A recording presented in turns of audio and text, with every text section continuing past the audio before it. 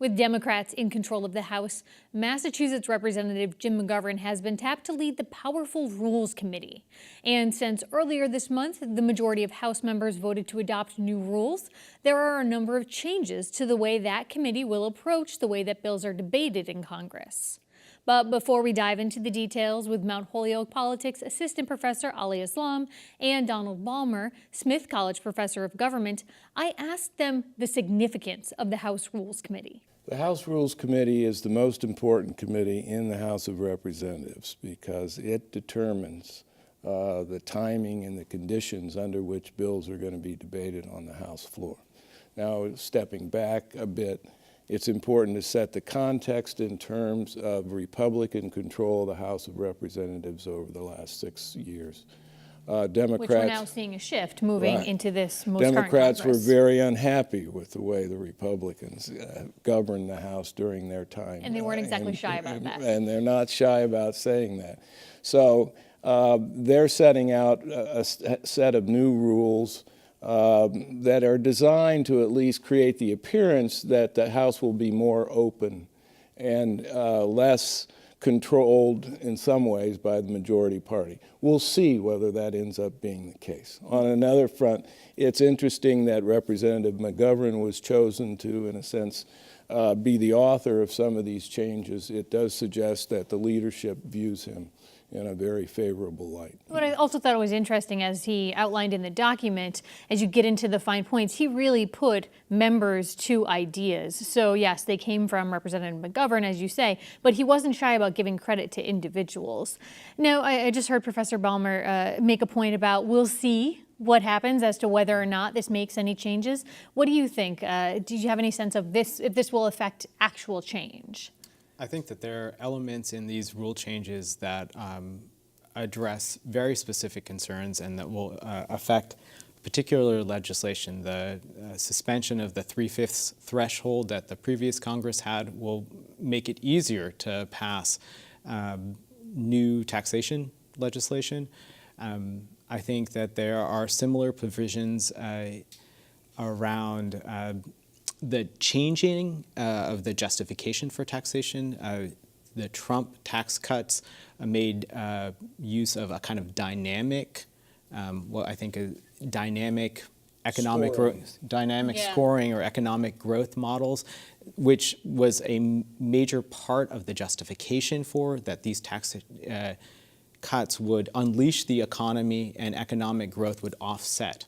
And that has been struck. And the CBO will go back to its the CBO being the Congressional Budget Office will go back to its prior way of calculating the effect of taxes, and I think that will have a real effect on the kinds of legislations, the particular substance of legislation that we see on any new revenue increases. So for certain, there are going to be very pinpointed effects of some of these rule changes. And let's look at some of the rule changes in specific. So the document overall, to get to your point about, Democrats really making their point about how they're going to rule this body, Restoring Congress for the People is the name of this 14-page document that outlines the way that Rep. McGovern and others will now proceed in this committee. And it starts out this way, quote, during the 115th Congress, the Republican majority set the record for the most closed Congress in our nation's history. But is that supported by the facts, or is that the opinion of the Democratic legislative body right now? I think what that specific reference was to closed rules passed by the House Rules Committee. What a closed rule does is say that there are no amendments in order on a bill that's before the chamber for a vote. So the more closed rules you have, the fewer opportunities members have to offer amendments and have them voted upon on the House floor. So the prevalence of closed rules is an indication that the leadership, in this case Paul Ryan and those close to him, were controlling the business of the House in a very tight way. And so trying to create fewer or trying to use fewer closed rules would open up the chamber to more member participation on floor votes. And to get to one specific change, we heard Representative Richard Neal say again and again, kind of this past session, that he was frustrated by the lack of hearings, that bills were not getting hearings on the floor before they were being either reviewed or voted on. And the new House rules point out very clearly that there will need to be these hearings. What do you make of that change? I mean, I think that this is, again, an attempt by the Democrats to respond to not only the kind of insurgency within their party that is demanding greater openness in the legislative process, they want, and inclusiveness. And I think that's also, hearings are a big part of that, right? So to slow down, actually, the process of legislation, and in doing so, kind of create the possibility of not only conversation, but complexity within the legislative process. And rather than the kind of tightly scripted, I think, the tightly scripted and controlled process by which the Republican leadership led the process of lawmaking. To your point about slowing things down, another change under these rules is a 72-hour period for reading the legislation before it's actually voted on. Current rules, it's about 24 hours that's mandated to give each person or each elected member a chance to look at that. 72 hours, is that enough time? Oh, I think so.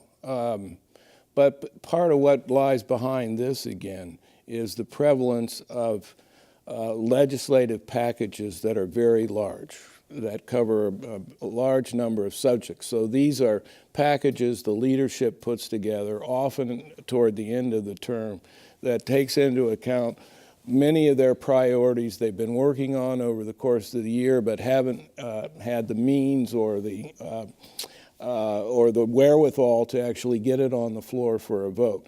So another reform would be returning to the position of bringing individual bills up for consideration and vote, rather than creating these huge packages. Often there are appropriations bills that are put in these huge packages. Where there's funding for something that's regarded as pork barrel, right? Something back home, a road, a bridge, tucked into a larger bill about seemingly something completely unrelated. Right. Which would take anybody a long time to read. Yeah, Professor Aslam? I mean, I think you see these omnibus bills actually bundling their strange constituencies. They're linking civil rights legislation, which for many Democrats is, and their home constituencies are green lights, with security measures of different sorts. And so those kinds of linkages make it more difficult for progressives or moderates within the chamber to say no,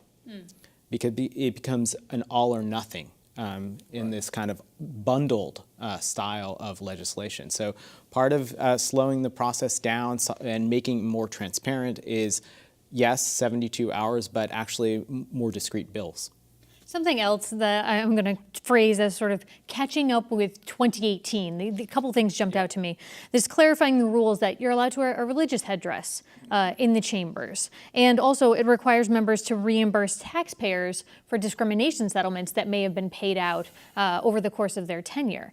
And as I read those, I thought, how is it that those are even possible in this day and age? I felt a little naive. What did you make of those being added into this? Well, it's the last in a string of ethical reforms in the chambers. It used to be, for example, that members could keep campaign funds that they had accumulated during their careers after they retired. And it used to be they could accept gifts of, let's say, a weekend at a resort in exchange for a speech. And those kinds of things went out probably 10 or 15 years ago.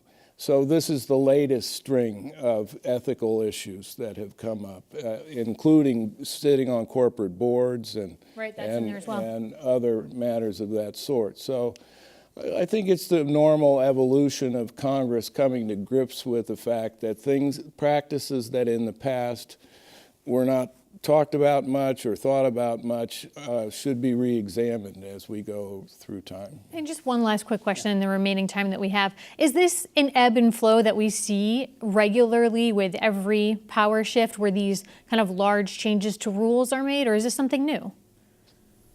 I mean, I think that you do see, as you call it, an ebb and flow changes. But these, and on this last point about the kind of measures in this to promote diversity and inclusion and ethics training not only for new members, but all members. Right. I mean, mandatory. Mandatory. The fact that when I read these, I was surprised, like, how's that possible? That was my reaction too. And I think you look at these and they do speak to a specific cultural moment that we're in, where Congress is reflecting the national mood, where we have less tolerance for not only those older ethical lapses, or what we might see as now as ethical lapses, but a kind of boys' club. That the new constituency in this entering class looks radically different from Congresses of the past, and the measures on religious headdress, but also more diverse staffing, funds to recruit more diverse staff in each congressperson's office is a part of that effort to broaden up and make it the people's house.